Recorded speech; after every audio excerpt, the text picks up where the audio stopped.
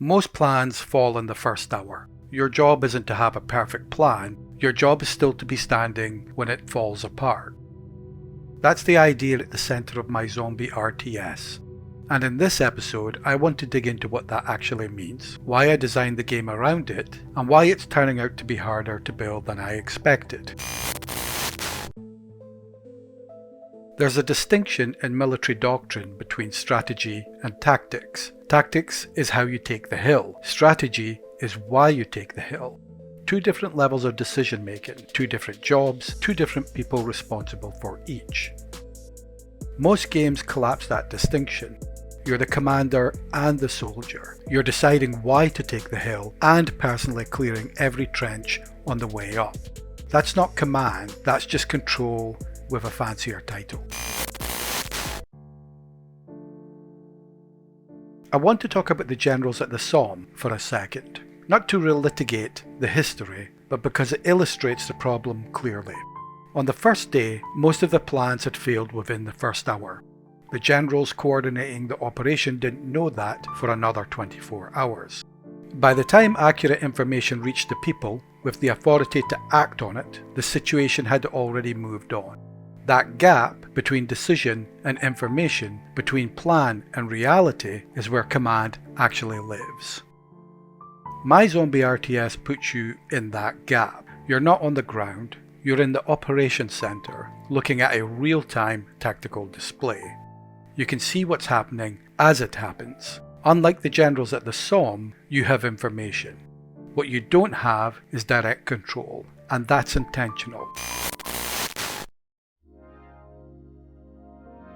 In the prototype, when you move an army unit to a city, you're not making a tactical decision, you're making a strategic one. You're deciding that this city matters, that stabilizing it is worth the resource, that the consequences of leaving it unprotected are worse than the consequences of committing a unit there. The unit moves. What happens next is not your problem. The boundary is deliberate. The player's job is to read the map, weigh the options, and set intent. Infection rising in the east, refugee unrest building in the north, 2 units, 4 cities, 72 hours on the clock. Where do you commit and why? The NORAD aesthetic is part of this. Icons and data, not soldiers and faces. You're not supposed to feel like you're there. You're supposed to feel like you're above it, watching it, directing it. The distance is the fantasy.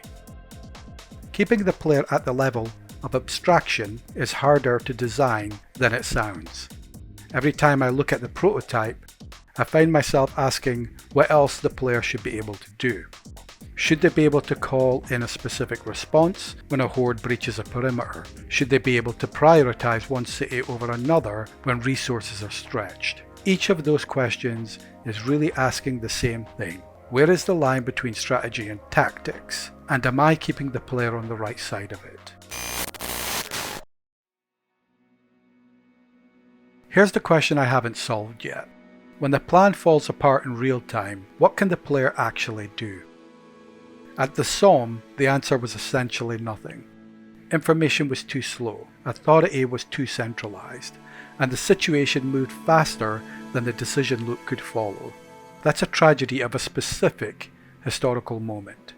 In my zombie RTS, the player has a real-time map. They can see the plan failing. So the question becomes, what should they be able to do about it? If I give them too many options, it stops being strategy and starts being tactics. They're no longer the commander, they're back to being the soldier with a fancier title. If I give them too few options, the plan falling apart just feels like losing with extra steps. Neither of those situations is interesting. What I want is for the player to feel the weight of a strategic decision made under pressure with incomplete confidence. You move a unit across the map to shore up a failing perimeter. Is that the right call? You won't know for another 10 in-game hours.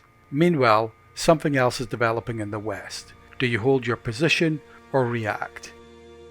That tension, commitment versus flexibility, is what I'm designing towards. The objective system I'm building is the first attempt to train the player to operate in that space. Small decisions, visible consequences, learning the system by interacting with it rather than reading about it. It's not solved yet, but naming the problem clearly is usually the first step to solving it.